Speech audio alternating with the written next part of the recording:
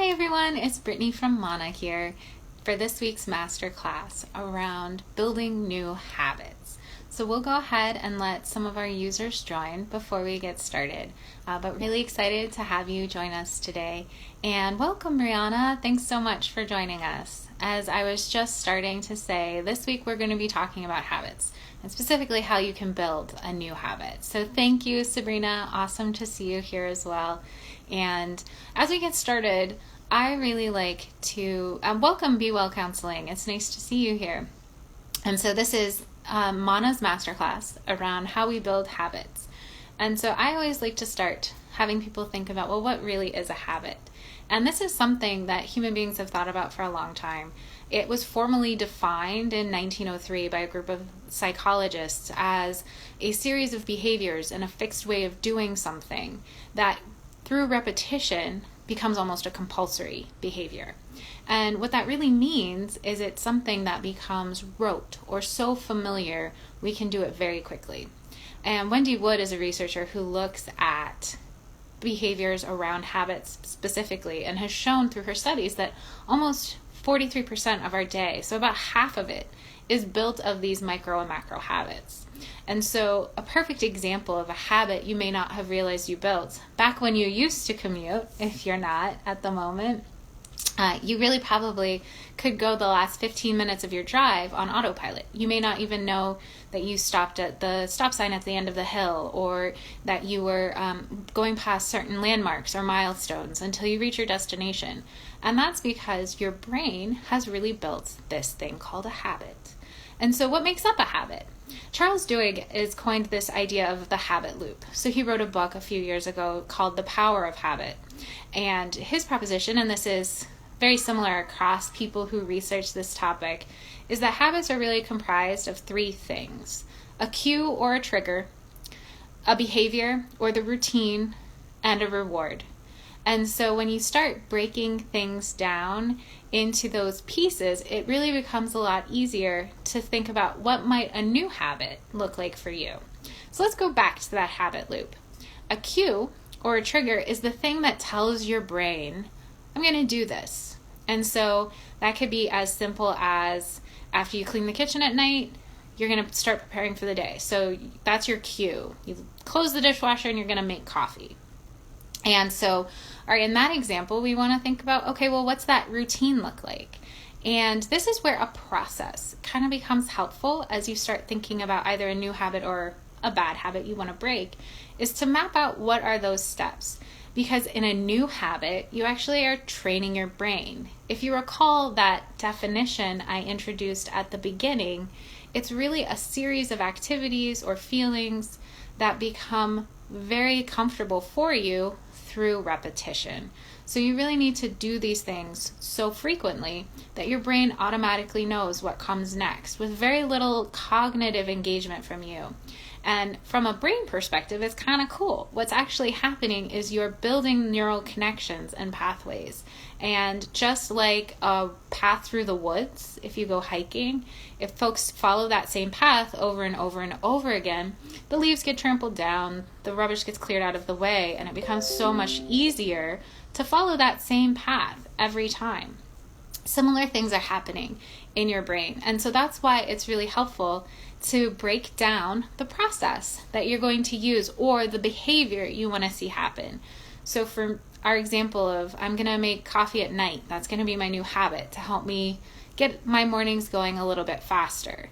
What does that look like? My cue, I close the dishwasher, I get that coffee pot, I fill it with water, I put the coffee in, and I set the timer. Breaking down those behaviors help you to understand later, if you're not following through on the habits, where that breakdown can happen.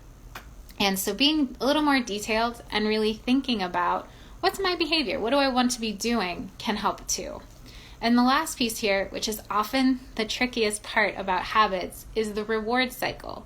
And this could be as simple as feeling like, yes, I accomplished something, to as difficult as untangling some emotions around the behaviors that you're seeing. And so for new habits, it's a little bit easier because you're thinking about adding and not taking away. And so it's a little bit of self-awareness, really thinking about what gets me excited, what makes me feel that this is a good thing, that this is beneficial, that this actually is worth doing. And as you sit and you reflect on that, you can start to think about those things that do help you. In my coffee example, simply the smell of coffee in the morning really gets me excited to start the day. So knowing that I'm going to experience that element with little effort from myself gets me excited about building that new habit. So I talked about something that was really simple, but this same approach can be applied to habits that are a little bit more complicated or a little bit more difficult to implement. And so again, I think I got paused there for a second, but the three main factors are a cue or a trigger, a behavior or the routines that we go through to really understand what we're doing step by step, and then a reward, something that helps us to feel really good about what we're doing.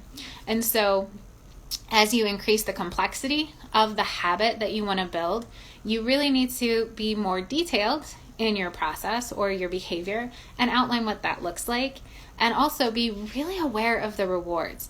Our brains are so geared towards reward cycles, and we oftentimes, especially in Western culture, have the idea of like work hard and get it done, and sometimes we forget about that reward piece because we tend to avoid things that aren't as perceived as pleasurable to us. And so maybe for me, if I really like sleeping in, or I like going to bed late, I don't want to be doing this extra step in the evenings. That can actually keep me from following the behaviors that I've planned out for myself. Workout routines can also be an example here. If you set a cue that is not realistic for your schedule or time of day, that can also railroad your progress. Or if you're attempting to do too much too quickly, that can also make it more difficult to adopt some of these habits that we want to go after. So if you're ready to start building a new habit, Mana is here to help you do that through our coaching and our app. So I would love to show you really quickly our goals page, and I've gone ahead and created a new goal for us to take a look at here around my new habit. And so this is something that's important for my growth, and in here Mana gives you all the tools to break down those three components I talked about earlier: your cue, your routine, and your reward. And so that is done here by us understanding why is it important. That's the place to really talk about the rewards and how you're going to recognize progress. How you're going to achieve it is the definition for routines, right? So it's breaking it down, each little component that's going to be a part of your habit. And this is also a great place to document your cue. And the thing that Mana does that really makes us different from some of the other habit tracking apps is that it allows you to think about how long this is going to take. And it makes the behavior that you want to acquire very real. So for example, if I'm thinking about that new coffee making habit, I have the opportunity to think, well, really, how long would that take me to do?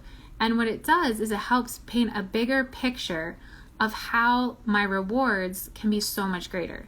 Because it probably only takes me 3 minutes to go through the steps I described to make coffee at night.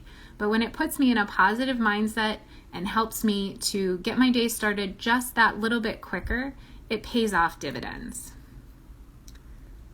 The other piece here is that you have access to Mana coaches. So Sabrina Cadini and myself, we help people really think about how do you break down a habit into those processes? Where is your cues? What does a reward look like for you? Because sometimes it can be hard when you're looking internally to really understand what you want to do and what would help you build that habit the most effectively. And so those are my quick tips for helping you to really build a strong new habit. Understanding yourself, thinking about it from the habit loop perspective, those three core elements, and also giving yourself a great tool like Mana to really track how you're making progress so that you can see how you're doing and really recognize your success. So I'll pause and see what questions you might have for me. And while you do that, if you are interested in getting started in Mana, a great place to start is our website, mana.ai, and you'll have the opportunity to either download a version of the app, or you can also go ahead and schedule a call with myself or Sabrina. Oh, and Sabrina's here with a question. How long does it take to form a new habit? That is a really, really great question, Sabrina. And the answer is that it can vary based on person. So I hate to be the one to burst the life hack bubble. I know there's lots of things about building a new habit in 5 days, building a new habit in 7 days. It goes back to what I was talking about earlier. And that path you have to walk until it becomes really beaten down and really easy to follow. And that can be anywhere from 18 days to about 254 days. That's the range that comes from some of the research that's out there. And it's really based off of the idea that each person's unique, each habit is unique, and if it's a more complex habit, good rule of thumb is that it's going to take a little bit longer to make that something that is a easily followed, almost compulsory thing in your life. You have to get up and make that happen. So thank you so much, Sabrina. Great question. Are there any other questions? No, awesome. Well, thank you so much for spending some time with us today, and go out there and start building those new habits.